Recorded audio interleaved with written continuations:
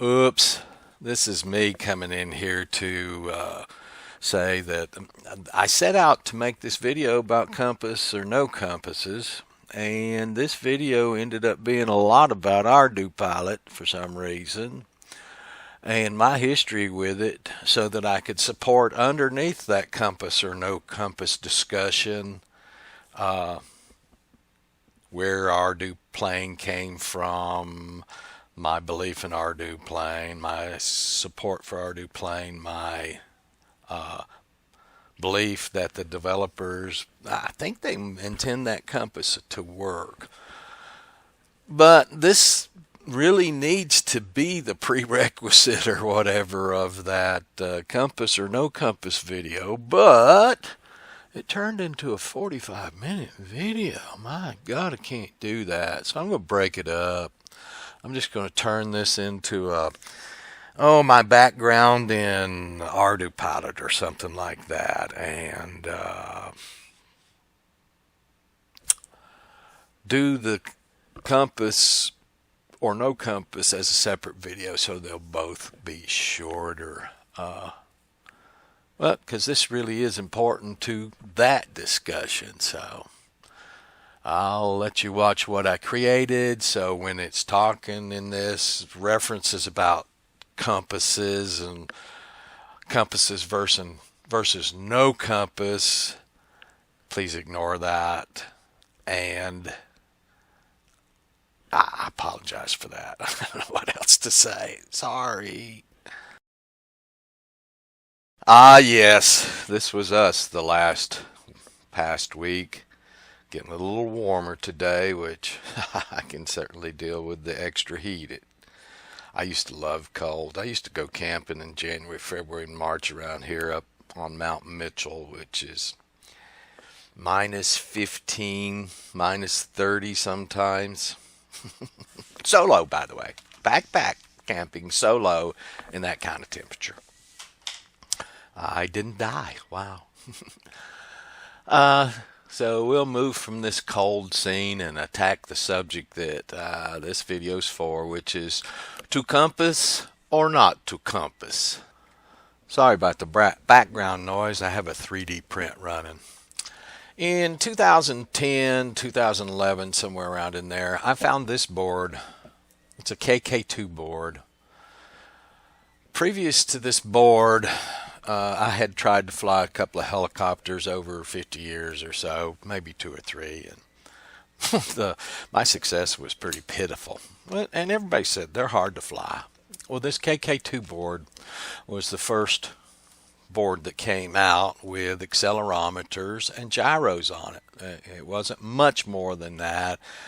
A buzzer output, a display, some buttons to control it with, and basically it had 5 inputs, 8 outputs, and it just modified your controls based on those accelerometers and gyros, and it would hold the helicopter's level. Well, when the helicopter boys were flying this thing, some other guys looked at it and said, God, look at that. I'm going to grab that and I'm going to put me 4 motors on a piece of wood and I'm going to put this on it and we're going to fly. And they did. That's what gave me the hint that I could finally go into RC in life. The learning curve on RC, line of sight flying, all that crap, not a big thing for me. I've done much harder things many times. The problem for me was I couldn't afford the learning curve.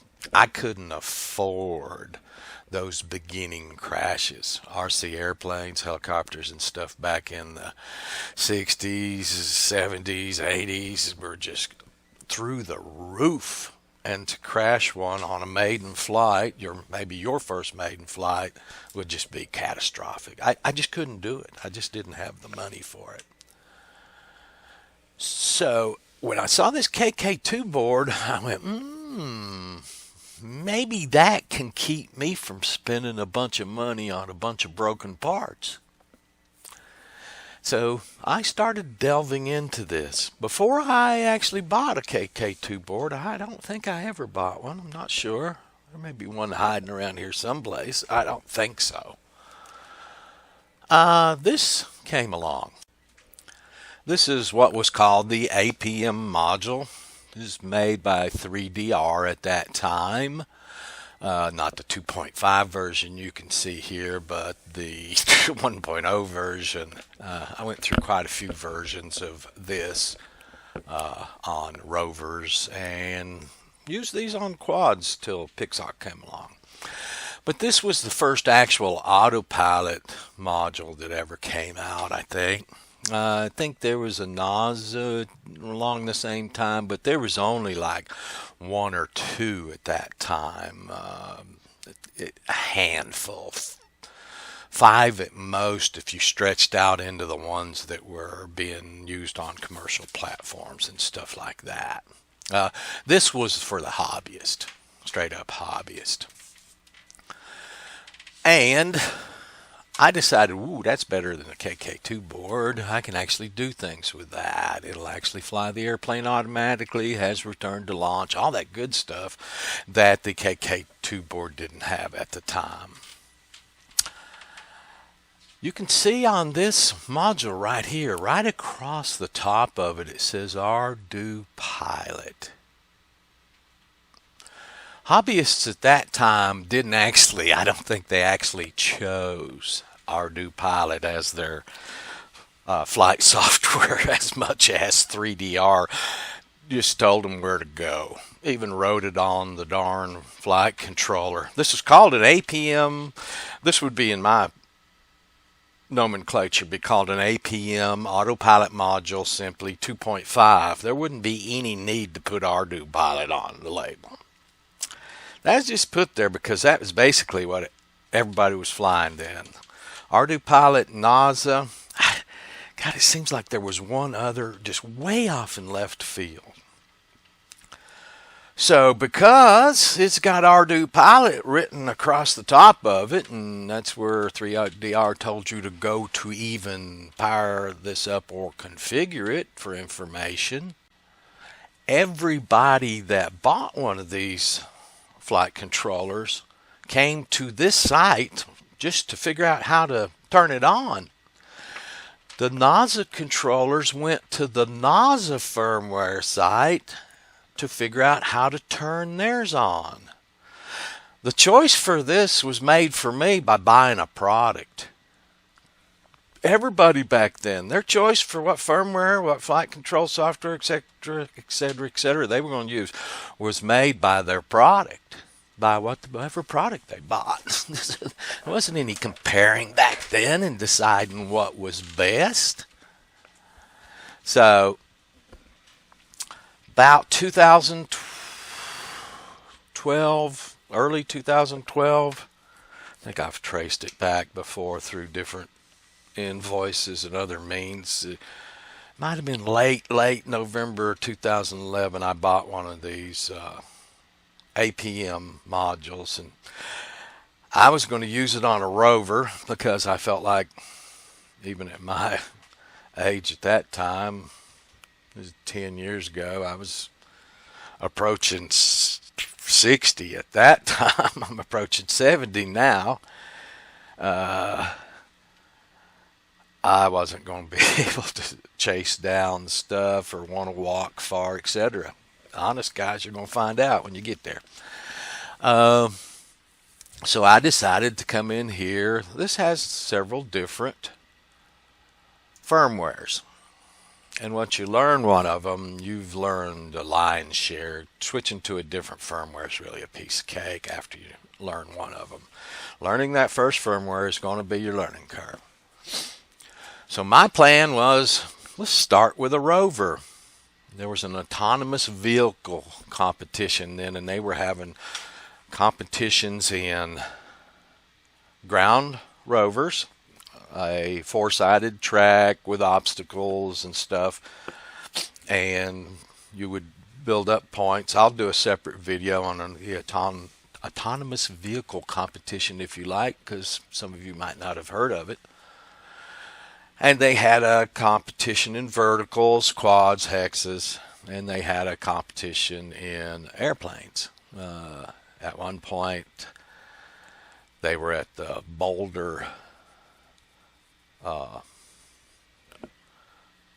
reservoir and had an island in the middle of the reservoir that your airplane and quads had to go and drop a tennis ball on for points. And I know the quads had to fly underneath some ribbons about 10 feet off the ground a couple of times at some point. You got extra points for auto takeoff. You got extra points for auto landing. One year they put red balloons on rowboats that if you could touch or pop them, you got extra points. It was just a real fun competition for an electronics engineer.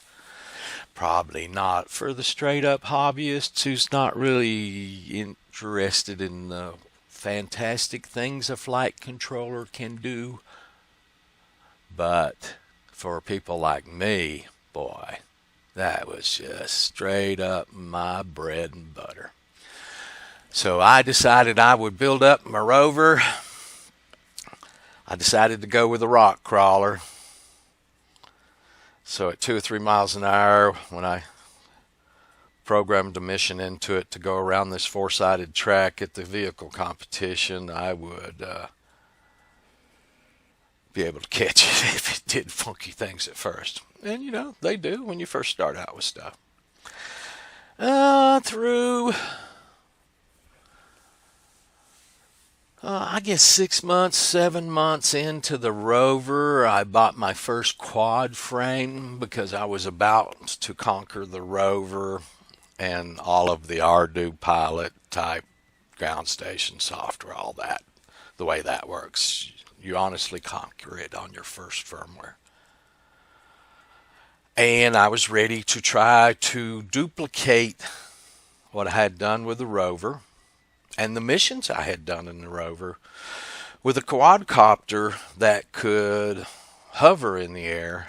And hopefully, if everything was built correctly, and I ran a mission with the quadcopter that had been run with the rover, the only difference in those missions would be the rover, the quadcopter was flying 10 feet above the ground while it was running that mission.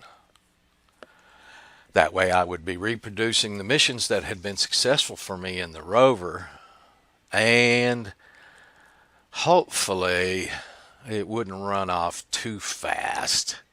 Quadcopters can run off pretty darn fast, I'll tell you, because they ran off on me pretty fast a couple of times. But overall, if your parameters are set right, you can make little mistakes, and if there's not a problem with the platform, it's not going to scream off on you. Because when you move up to airplanes,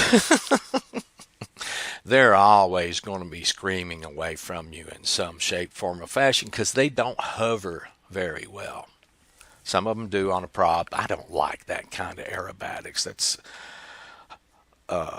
hovering on a prop is not aerobatic maneuver to me. What do they call it? I forget what they call it.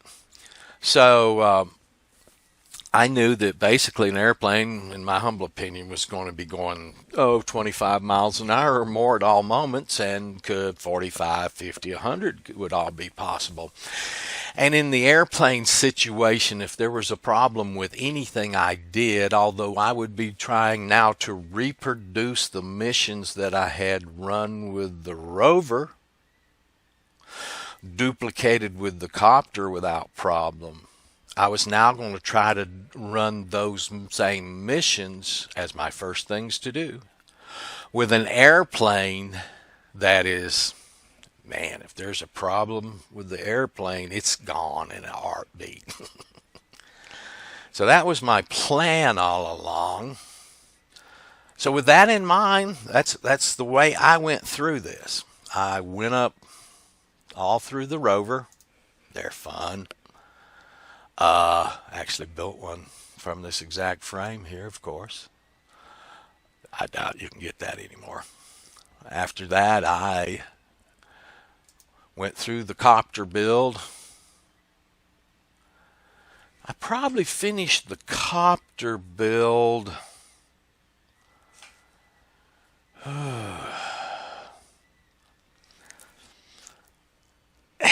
that took me a little longer than the Rover. Yeah, there's a few more motors. There's a little bit more flight characteristics that a Rover doesn't have. It took me longer than 6 months to conquer the copter firmware. Although there was not, it seems like there's a lot of difference between a ground rover and let's say this hexacopter that you're looking at here on the screen right now, but no. As far as Ardu is concerned, no. You're still going to be connecting to it the same way. You're still going to be configuring perimeters the same way. All of that's behind you. It's more the PIDs on the copters that's a new learning curve for you than anything else. Honestly, multi-motors instead of one, it's not too bad, but it did take a little longer. So probably, it was mid 2013 where I felt I had conquered ArduCopter. And when I say conquered ArduCopter, what I'm talking about is I had a platform that was suitable for entry into the SparkFun autonomous vehicle competition that had a chance of winning. That was my goal, and I was digging for it as hard as I could dig. I had my rover. Mid 2013, I had my rover. And I had my quadcopter ready to go fully. Tested, flown several missions with the copter, did several missions with the rover. They were just locked up tight. So I moved on to an airplane, and I started working through ArduPlane. And the 2014 deadline for entering was bearing down on me, and I was working through this airplane, and I got an airplane ready to go, and I had like 2 weeks left before I could enter the competition, and I took it out and threw it twice. Or my brother did anyway. I've got a video of that. And we never made it. I brought it back in and did some motor changes to it and such. I've never thrown it again because I missed the entry of the 2014 competition. Well, during the 2014 competition, pilot bounced a big quadcopter, 12-inch props on it and stuff like that, through the crowd on the little hill at Boulder Reservoir where they were flying at. He bounced it pretty good through the crowd. In my Ardu SparkFun vehicle competition video, when I make it, I can show you that year where they talk about where the our first aid station is. They want to make that abundantly clear. But all videos, etc., of that quad bouncing through that crowd has been scrubbed. I wished I had saved a copy at the time, but I did not. So for the 2015 competition, they canceled the quad and the airplane classes and only had the rover ground class. I just kind of like, yeah, I'm not going to go all the way to Boulder for this. It was rather disappointing, so I just kind of backed off the ArduPlane at that time, and because I just liked the way these quadcopters were flying. The rover was fun, but these quadcopters and hexacopters, ooh, I was loving that. And I kind of played around in that for the next 5 years or so, doing all sorts of things with them. rather than continuing on with the airplane. Not that I didn't, the airplane's what I wanted to do most, but there just was no pressing issue to do that this time. And I already had the hexes and quads sitting in front of me ready to fly the next day. So that's what I did.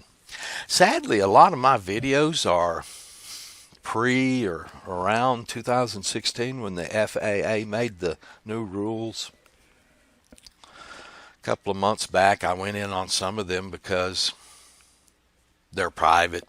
They all were up until 2 years ago. And I have hundreds of them that are private. And I started changing them to public and stuff, and found that YouTube changes the date on them. And because some of them prior to 2016 especially kind of violate the 2016 FAA regulations, when I found it kept changing the date on them after doing about 4 or 5 of them, I stopped because I want that date to stay there. So that YouTube is my proof that those things that you found on my YouTube, sir, are dated prior to that rule, and YouTube proves it. It's not my word, it's our word. So I stopped changing them from private to unlisted or public. There's a lot of them there, boy. I'd sure love to show you, but I can't. I did a lot of things with the hexacopter and my quads, just crazy fun for 3, 4, 5 years, and then we moved and I went through a sabbatical for about 3 years, and then I started up again around 2000 during COVID with those COVID checks we got. For the first time I could afford to continue on with the airplanes, and I picked back up where I left off. Didn't actually fly the Bixler yet. I picked back up by buying a pre-built $550 Nano Talon from MRO that I was going to play with. That was my intention then was to just buy it, fly it, not even really get back into building. When it came in as a Nano Talon instead of a Mini Talon, and upon educating myself about those differences, I went, well, Mini Talon's really what I wanted. That's when I went back and started building. I didn't even fly the Nano Talon. I had it for 1.5 years or more before I flew it, because I didn't want to fly one somebody else built before I flew one that I built. So I worked up a Mini Talon and flew it first. But back to the compass thing, those other things I think are important and need only be said once. Once you got them out of this video, we might refer to them in videos quite frequently in the future. I'm back cutting in during the edit again, and that was the moment I realized that this was a great my ArduPilot history or something like that. That's the foundation for many videos. And technically in that video, instead of doing that, I just went right on and did 20 minutes on this compass, no compass question, showing what people here, there, yonder think, what I think, which changes from moment to moment, it seems, and looked up, and the video was 45 minutes, and I said, yeah, I don't want to do that. So technically, I'm going to go rest for a while. I might, and I do have most of that video already down. So I will finish up with the compass versus no compass video very soon, but it might not be in the next short. I'm going to render this, post this, and take a break for a while. It's already almost 4 o'clock in the afternoon. All right, guys. Thank you.